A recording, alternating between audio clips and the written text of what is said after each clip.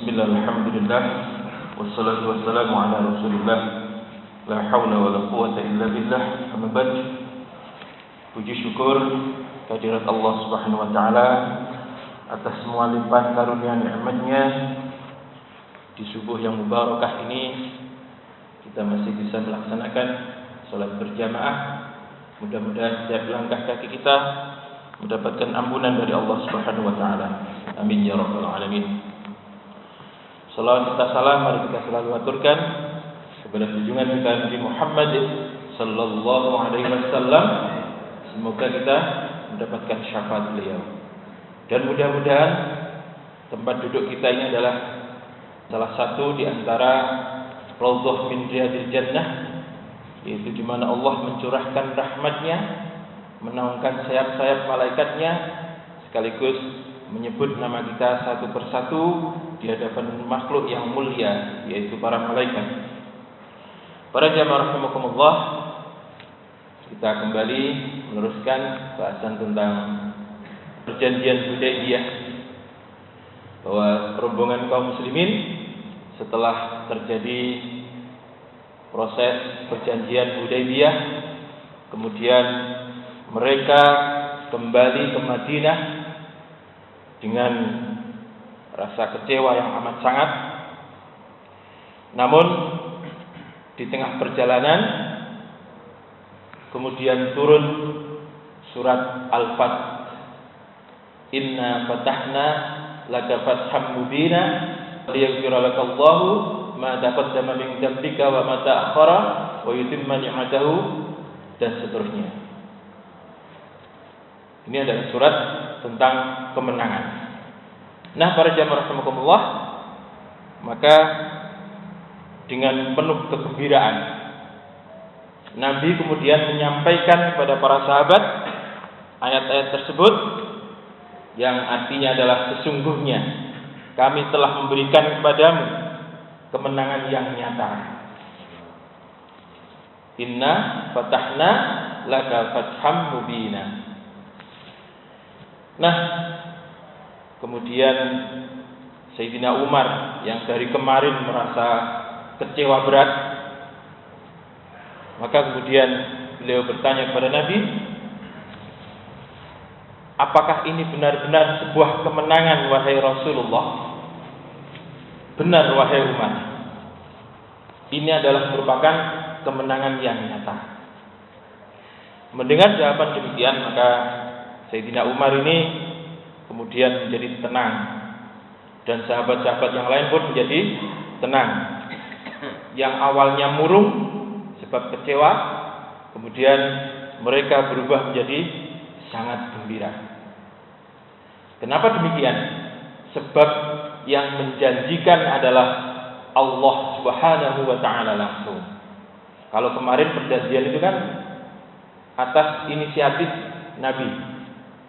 Mereka belum meyakini 100% bahwa yang disampaikan oleh Nabi itu memang nanti baik untuk kaum muslimin. Tetapi ketika ayat-ayat turun dari Allah langsung, maka mereka kemudian langsung meyakini. Mereka menjadi gembira, menjadi sangat tenang, sebab Allah telah menjamin, inna fatahna laka fatham mubina. Nah, para jamaah rahimakumullah, maka Sayyidina Umar kemudian mengatakan, mulai saat itu aku terus melakukan amalan-amalan yang baik untuk menebus kelakuanku kepada Rasulullah, memerdekakan budak, sedekah dan lain-lain.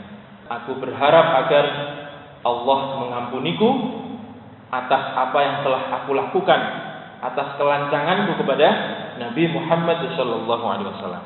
Itu yang disampaikan oleh Sayyidina Umar. Nah, para jamaah rahimakumullah, beberapa waktu, mungkin beberapa bulan setelah kembalinya kaum muslimin dari Hudaybiyah, datanglah seorang dari Bani Thaqif, yaitu sekutu dari suku Quraisy, lari ke Madinah bersebab keislamannya yang kemudian disiksa oleh orang-orang Mekah. Dialah Abu Bashir. Abu Bashir namanya. Mengetahui ada orang yang lari dari Mekah ke Madinah, maka orang-orang Mekah kemudian segera mengirimkan 2 algojo untuk menarik orang yang lari ke Madinah, untuk mengingatkan Nabi atas perjanjian yang baru saja mereka berbuat, yaitu tentang apa kalau ini Pak? Deportasi. Kalau ada orang Mekah kemudian pindah ke Madinah, maka wajib dideportasi. Itu kesepakatannya. Maka kemudian 2 algojo ini mengatakan kepada Nabi, wahai Muhammad, di antara kita kan sudah ada perjanjian, yaitu deportasi. Maka kembalikanlah orang ini kepada kami. Itu yang disampaikan oleh 2 algojo. Kemudian Nabi mengatakan kepada Abu Bashir, wahai Abu Bashir, sesungguhnya kami telah mengikat perjanjian dengan mereka, dan pengkhianatan itu tidak pantas bagi agama kita. Maka pulanglah kamu dengan mereka. Kemudian kata Abu Bashir, wahai Rasulullah, apakah engkau akan mengembalikan aku kepada orang-orang musyrik itu, yang mereka kemudian menyiksaku atas keislamanku? Pulanglah, sesungguhnya Allah akan menjadikanmu dan orang-orang yang bersamamu kemenangan dan jalan keluar. Itu yang disampaikan Nabi kepada Abu Bashir. Maka Abu Bashir ini kemudian dipulangkan bersama dengan 2 orang algojo dengan posisi tangan diikat. Nah, dalam perjalanan 2 orang algojo dan Abu Bashir ini semakin lama semakin akrab, ngomong enak, ngobrol gitu. Nah, akhirnya Abu Bashir mengatakan, kita ini kan sudah saling kenal, sudah ngomong enak, mboyo tangan saya ini dilepas, biar kita sama-sama enak. Oke, kata 2 orang algojo, baik, saya lepas. Nah, suatu ketika setelah sampai di daerah yang namanya Dzul Hulaifah, 3 orang ini istirahat. Sebab memang perjalanan dari Mekah ke Madinah itu sekitar 8 hari kalau pakai kendaraan zaman dulu. Di saat istirahat itulah kemudian Abu Bashir ini mengatakan kepada 2 orang algojo itu, wahai saudaraku, pedangmu kok ketokane bagus. Pedang dari mana itu? Oh iya, ini pedang impor ini. Ini dari India. Boleh saya lihat-lihat? Oh boleh, silakan. Maka kemudian pedang itu diambil oleh Abu Bashir, kemudian dikeluarkan sambil dilihat, tajam sekali pedang ini. Sambil dilihat-lihat kemudian secara tiba-tiba pedang ini kemudian ditusukkan kepada 1 orang di antara 2 orang algojo ini. Maka terbunuhlah 1 orang algojo. Melihat temannya terbunuh, sementara Abu Bashir sudah membawa pedang dalam kondisi sudah dikeluarkan, sementara pedangnya masih di dalam, maka kalau nyabut dulu kesuwen, pasti dia kalah, sebab kalah cepat. Maka algojo yang satu ini kemudian lari lagi ke Madinah. Sampai di Madinah, algojo ini mengatakan, sahabat kalian telah membunuh sahabatku, dan sekarang dia sedang mengejar aku. Tolonglah aku dari dia. Itu algojo tadi yang satu. Maka tak lama kemudian datanglah Abu Bashir dengan membawa pedang.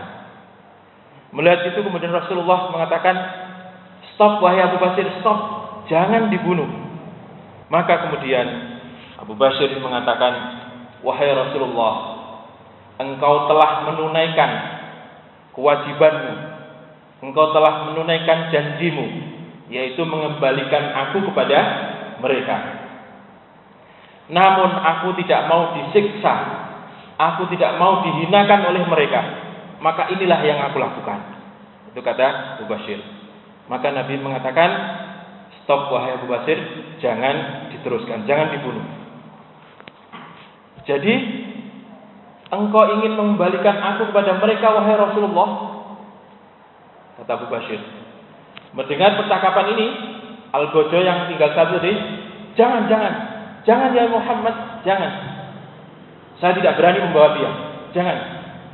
Saya akan pulang sendiri saja ke Mekah. Kalau orang ini dikembalikan kemudian pulang dengan saya, jangan-jangan nanti saya dibunuh juga. Yang dikatakan oleh Al-Gojo tadi. Maka kemudian Al-Gojo ini pulang sendiri. Lalu bagaimana dengan Abu Bashir? Abu Bashir lagi-lagi mengatakan, wahai Rasulullah, lalu bagaimana saya ini? Pokoknya sampeyan tidak boleh di Madinah. Itu kata Nabi. Mau kemana saja terserah, asalkan jangan di Madinah. Maka kemudian Nabi memberikan isyarat kepada Abu Bashir ini dengan mengatakan kepada para sahabatnya, Abu Bashir, "Lau kana ma'ahu rijal lam sya'irul harb." Abu Bashir ini seandainya dia punya teman-teman yang bersamanya, maka bisa jadi dia menjadi pemicu perang yang kedua antara Mekah dan Abu Bashir. Ini syarat Nabi kepada Abu Bashir, yang Nabi ngomong kepada para sahabat. Nah, Abu Bashir ternyata orang yang cerdas. Mendengar kata-kata Nabi ini, kemudian Abu Bashir ini minta izin untuk meninggalkan Madinah. Wahai Rasulullah, doakan kami. Baik ya Abu Bashir. Maka kemudian Abu Bashir ini menuju ke tempat yang tidak begitu jauh dari Madinah, tetapi tempat ini strategis. Kalau orang-orang Mekah berdagang ke Syam, itu pasti lewat situ. Daerah itu kemudian disebut dengan Mantiqatul Ais. Di daerah situ Abu Bashir ini kemudian mendirikan gubuk untuk tempat tinggal. Dan mendengar apa yang disampaikan Nabi, Abu Bashir ini kemudian menyurati orang Mekah bahwa saya sekarang berada di sini, ayo gabung ke sini, kira-kira begitu.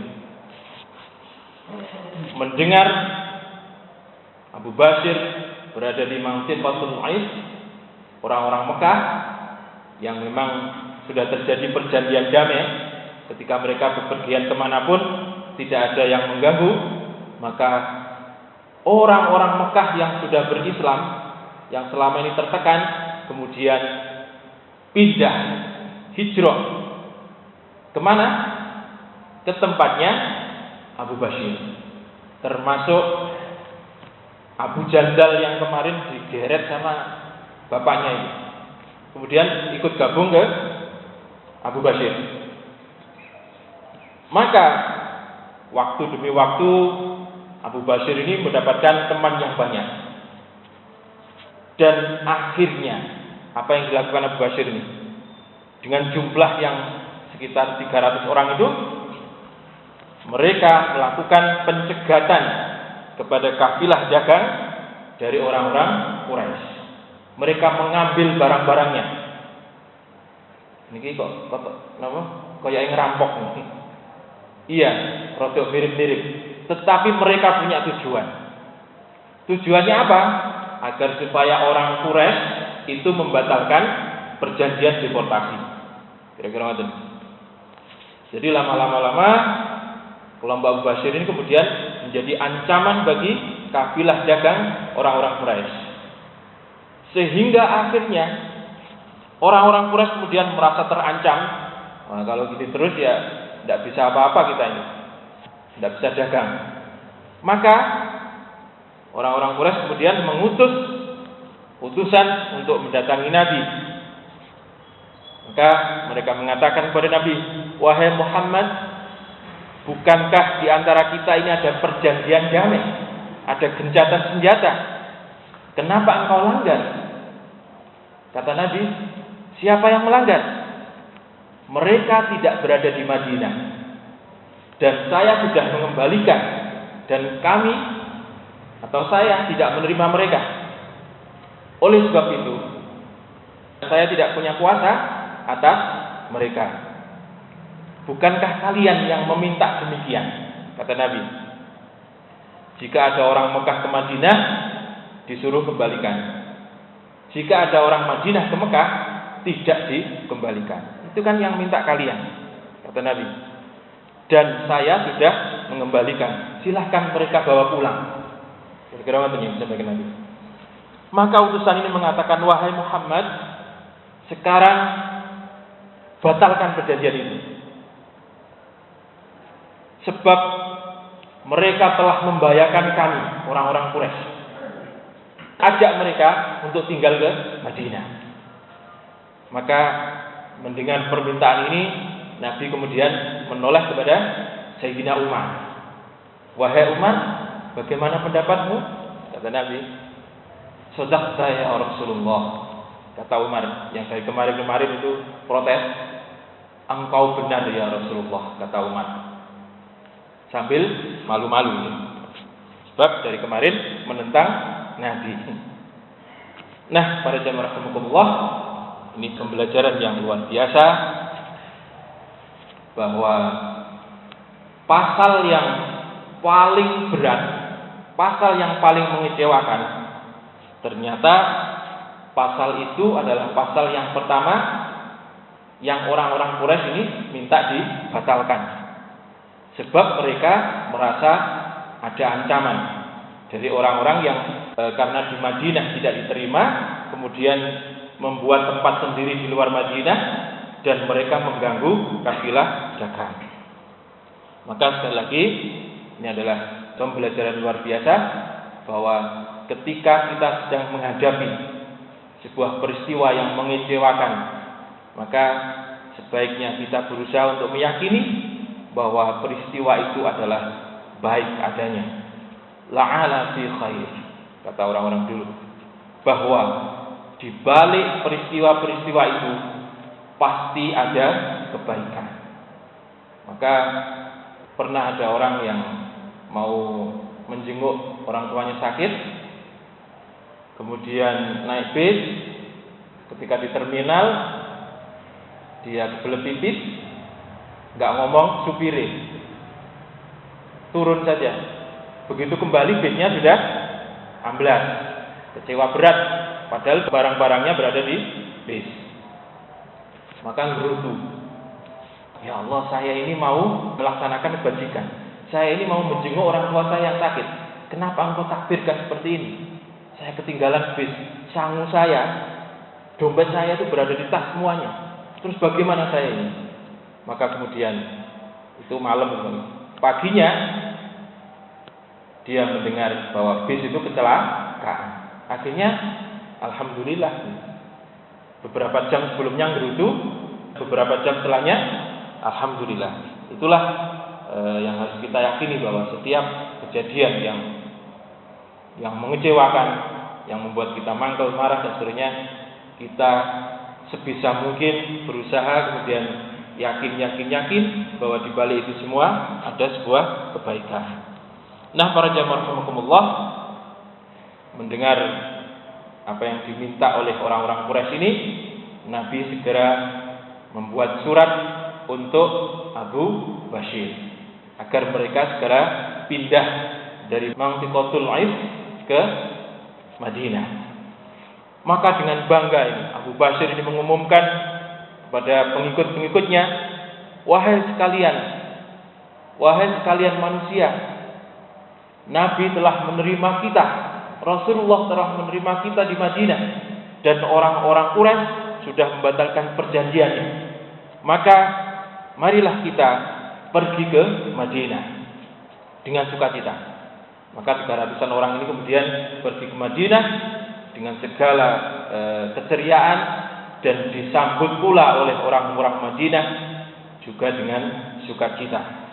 Nah, para jamaah rahimakumullah, maka dengan adanya perjanjian Hudaybiyah ini secara tidak langsung telah mengumumkan kepada seluruh bangsa Arab bahwa Madinah telah resmi menjadi sebuah negara yang sebelumnya belum diakui oleh bangsa-bangsa Arab itu.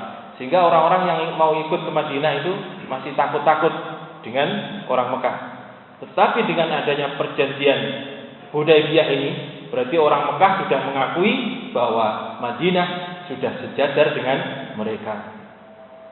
Maka dari bahasan ini, para jamaah rahimakumullah, kaum muslimin mendapatkan dua kemenangan.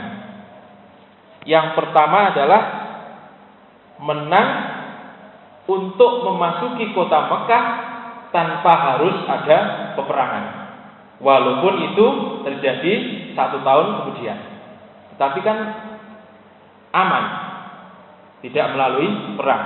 Itu yang disebut dengan inna fatahna laka fatham mubina, dengan kemenangan yang nyata. Jadi tahun depannya nanti bisa masuk Mekah tanpa harus perang. Yang kedua adalah pembatalan deportasi tadi. Ini kemenangan yang nyata juga.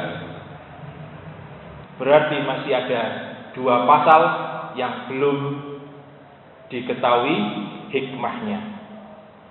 Tetapi 2 pasal ini juga punya hikmah yang luar biasa. Ada kelonggaran yang luar biasa. Nah, apa itu? Akan kita bahas pada pertemuan yang akan datang. Demikian, kurang lebihnya mohon maaf, mudah-mudahan manfaat. Wassalamualaikum warahmatullahi wabarakatuh.